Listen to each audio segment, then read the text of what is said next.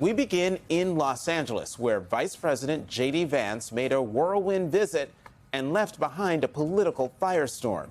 In just a few hours on the ground, Vance attacked California's top Democrats, accusing them of, quote, egging on violent protesters and even misnaming California Senator Alex Padilla, calling him Jose, shortly after a photo op with U.S. Marines. Well, I was hoping Jose Padilla would be here to ask a question, but unfortunately, I guess he decided not to show up because there wasn't the theater. And that's all it is. You know, I think everybody realizes that's what this is. It's pure political theater. These guys show up, they want to be captured on camera doing something. In the last hour, Senator Padilla responded to that moment here on The Weekend. He knows my name. He knows my name.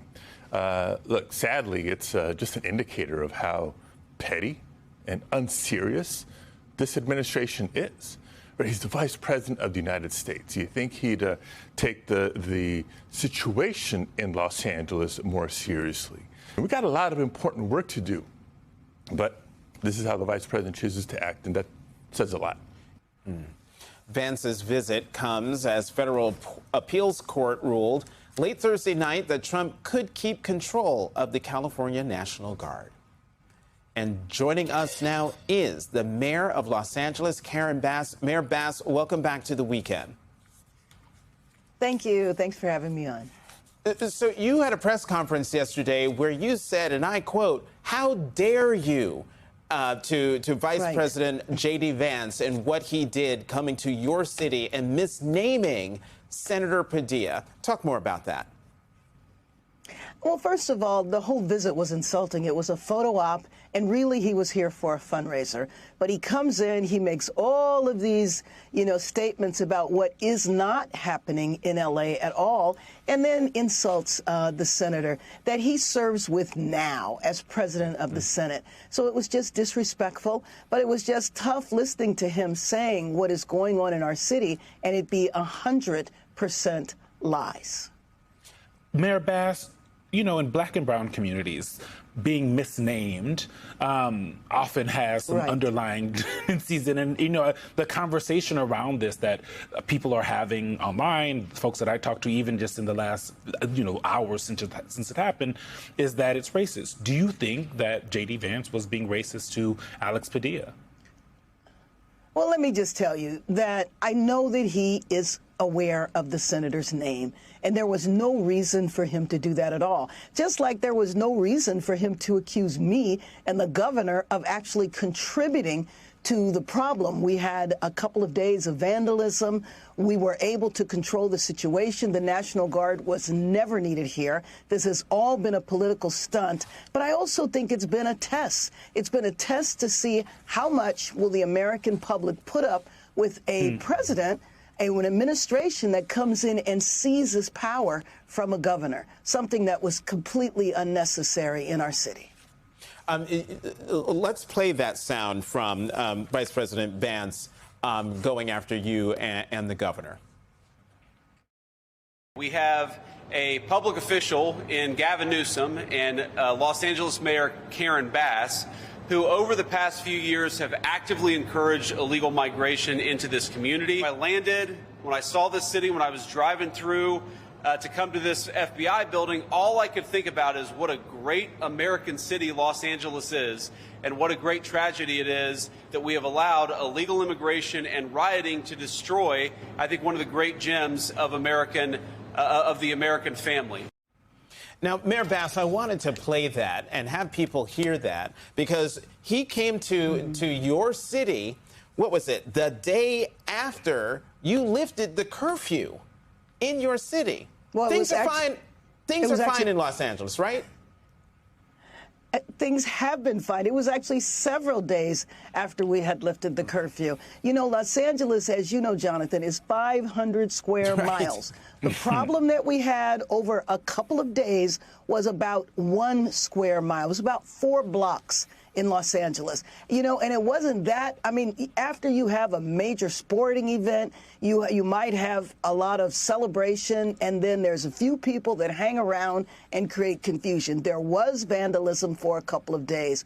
Our police department, sheriff department, and other surrounding agencies had the situation completely under control. And by the way, the only thing the National Guard is doing here is protecting one building. That's all. They're not involved in crime control. So if you look at why we have peace in Los Angeles, it's because of me as the mayor, our police chief, our sheriff. We had the situation completely under control. This was unnecessary, which is why I call it an experiment. They are testing to see how far can they go as the federal government in seizing power away from the state and local authorities. Mayor Bass, I want to zoom out a little bit because Los Angeles, California, they deal with the federal government a lot, right? You guys just in January had fires in LA County, to be fair, all over LA County, and likely something like this may happen again. There may be any kind of thing that you are dealing with in that city, in that state, that you will need to talk to the federal government about. How does this kind of change that relationship, what we've seen over the last couple of weeks? Well, you know what? Who knows with this administration, but I will tell you that one of the reasons why we're going to be on record, we're on record now, as having one of the fastest recovery and now entering into the rebuilding phase compared to other wildfires in the state of California, is because in the beginning we got a tremendous amount of support from the administration in terms of the number of Army Corps of Engineers who were here, who cleared out the debris. So this was a turn overnight. I thought it was incredible. I mean, 2 weeks ago, everything was fine in LA. Things became problematic with the raids. And I do have to tell you that you have these masked men who are in plain clothes, out-of-state cars, tinted windows, fully masked. We don't even know who they are. That is very scary. Yeah. Mayor, I'm not sure where when this happened. I think it was yesterday, but we have this NBC News headline about what happened at Dodger Stadium. Dodgers block ICE agents from entering the stadium in Los Angeles. Team says your reaction to that. Well, first of all, it's kind of what I was referring to. They called them ICE agents. Apparently they weren't. Apparently they were border control. But the point is that we don't know who these masked men are who jump out of cars, pull guns on people. And so ICE said it wasn't them. You look at their uniforms, they look like they got them off of Amazon. We have no idea who these people are. They refuse to identify themselves. So you have the city in terror. Because especially, you know, we have sectors of our economy that are completely dependent on immigrant labor. So there was nothing going on here. There was no need for that. And that's why I keep coming back to the point of why did this happen? Originally, the administration said they wanted gang members, criminals, drug dealers, somebody in Home Depot who is a day laborer chasing them through the parking lot, are going to a church, going to other places where people are gathered. You know, we have restaurants that are emptied. This is having a tremendous impact on our business sector. 4,000 businesses in the Garment District. It's a complete ghost town. This is having an incredible, how are we supposed to build the Palisades, frankly, which is the part of the area that was damaged by the fire that I represent, without construction? And who is the labor force in construction? Overwhelmingly Latino, overwhelmingly immigrant. Mayor Bass, J.D. Vance, the vice president, said that the Marines and the law enforcement needed to stay, federal law enforcement needed to stay because things might flare up again in Los Angeles. Are you hearing anything from the administration about how long military personnel will stay in your city? And are you worried that they're just going to stay there until Donald Trump gets bored? Well, you know, I mean, the bottom line is that we're trying to govern by rumor. We have no idea how long the raids are going to go on. We have no idea how long the troops are going to be there. And again, the troops are not needed. He talked about rioting. I mean, it just didn't happen. The picture that they are painting never happened. And so we are very concerned. But you can imagine, you know, I was talking to people in restaurants yesterday. The owner said this is worse than COVID.